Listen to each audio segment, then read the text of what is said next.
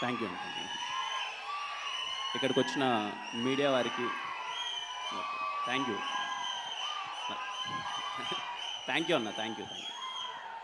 ఇక్కడికి వచ్చిన మీడియా వారికి, స్టేజ్ మీద ఉన్న పెద్దలకి అండ్ ఈ సినిమాని ఆశీర్వదించడానికి వచ్చిన చాలామందికి, వెల్ విషర్స్ అందరికీ వెరీ గుడ్ ఈవినింగ్. చాలా పాజిటివ్గా ఉంది. ముందుగా శంబాల టీంలో వర్క్ చేసిన ప్రతి ఒక్క టెక్నీషియన్కి, అలాగే ఆర్టిస్ట్ అందరికీ కంగ్రాచులేషన్స్ చెప్పేయచ్చు అనిపిస్తుంది. నాకు అంత పాజిటివ్గా ఉంది ఈ సినిమా బాగా ఆడుతుందని చెప్పి.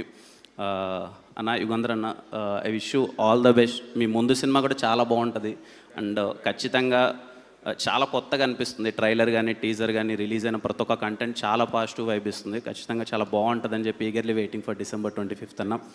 థ్యాంక్ యూ అన్న. అలాగే శ్రీచరణ్ పాకాల మ్యూజిక్ డైరెక్టర్, మీ వర్క్ అంటే చాలా ఇష్టం అన్న, బాగుంటుంది అండ్ ఆల్ ద బెస్ట్ అన్న. అండ్ హీరోయిన్ అర్చన గారికి కంగ్రాచులేషన్స్ అండి. చాలా పాజిటివ్గా అనిపిస్తుంది సినిమా. ఆది అన్న గురించి మాట్లాడే ముందు సాయి గారి గురించి మాట్లాడాలి. రాజావారి రాణి గారు అని ఒక సినిమా అయిపోయింది. ఎస్ఆర్ కళ్యాణమండపం ఒక కథ రాసుకున్నాను. ధర్మ అనే ఒక క్యారెక్టర్ నాకు చాలా స్పెషల్. అరే మా సైడ్ ఇలాంటి ఒక పాత్ర ఉంటుంది, ఎవరు పోషిస్తే బాగుంటుందని చెప్పి చాలా ప్రయత్నించి, చాలా చిన్న పిల్లోళ్ళ అలా సాయి కుమార్ గారి దగ్గరికి వెళ్ళి భయపడుతూ ఒక కథ చెప్పాను. సాయి గారు చాలా బాగుందమ్మా చేస్తాను అని చెప్పారు. చెప్పిన తర్వాత కూడా నాకు ఎక్కడో డౌట్, చేస్తారా చేయరా అని చెప్పి, సరే ఏదో మా ఊరికి వెళ్ళిపోయాను. అక్కడ షూటింగ్ చేద్దామనే టైంలో సాయి గారు వచ్చారు. నేను కానీ చోటుబాయ్ కానీ రోజు మార్నింగ్ భయపడుతూ సాయి గారి దగ్గరికి వెళ్ళేవాళ్ళం అనమాట. ఎందుకంటే అప్పటిదాకా ఏదో షార్ట్ ఫిలిం చేసాం, రాజావారాణి గారి చేసాం. నాకు ఇండస్ట్రీలో పరిచయమైన ఫస్ట్ పెద్ద హీరో సాయి కుమార్ గారే. నాకు అప్పటిదాకా ఎవరు తెలియదు, అంటే ఇండస్ట్రీలో తెలియదు. బయట నుంచి ఏదో షార్ట్ ఫిలిమ్స్ అంతా చేసుకుంటూ వచ్చాను. చాలా భయంగా సార్ దగ్గరికి వెళ్ళేవాడిని.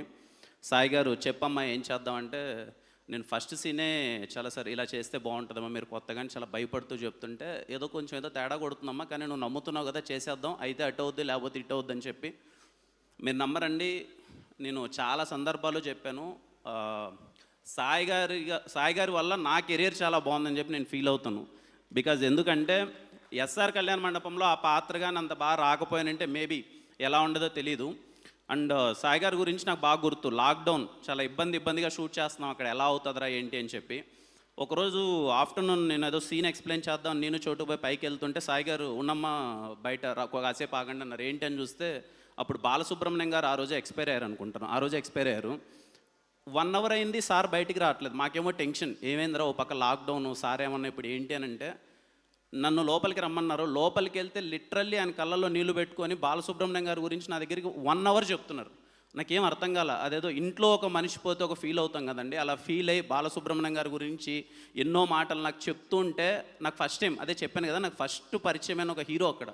నాకు అప్పుడు అర్థమైంది, అంటే ఆయనతో ఉన్న పరిచయం, ఒక 6 months ఆయనతో ట్రావెల్ అయినప్పుడు నాకు అర్థమైంది ఏంటంటే, ఎన్టీఆర్ గారి దగ్గర నుంచి, చిరంజీవి గారి దగ్గర నుంచి, నిన్నొచ్చిన నా దగ్గర నుంచి అందరి గురించి ఎప్పుడు ఆయన చాలా పాజిటివ్గా మాట్లాడతారు.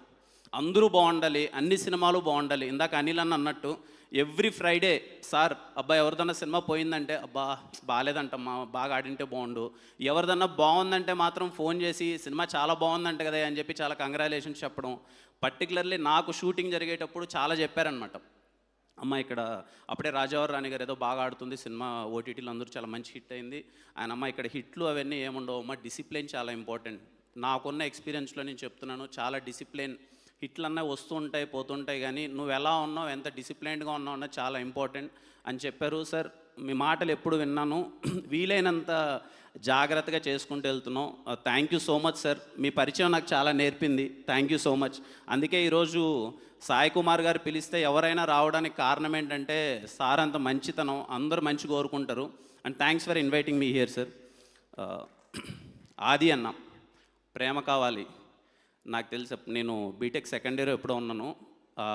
ఒక అమ్మాయికి ప్రపోజ్ చేస్తే అప్పుడు అమ్మాయిలు అంత ఈజీగా ఒప్పుకోరు కదా, అప్పుడు ఆ అన్న పాటలే మొత్తం డ్యాన్స్ వేసేది. అది ఫేర్వెల్ కానీ ఫ్రెషర్స్ పార్టీ కానీ అందరూ, నాకు తెలిసి ఆ సినిమాలో పాట డ్యాన్స్ అయిన కాలేజ్ అంటూ ఉంటుంది అనుకుంటా, అందరూ వేశారు ఆ పాటలకి డ్యాన్స్.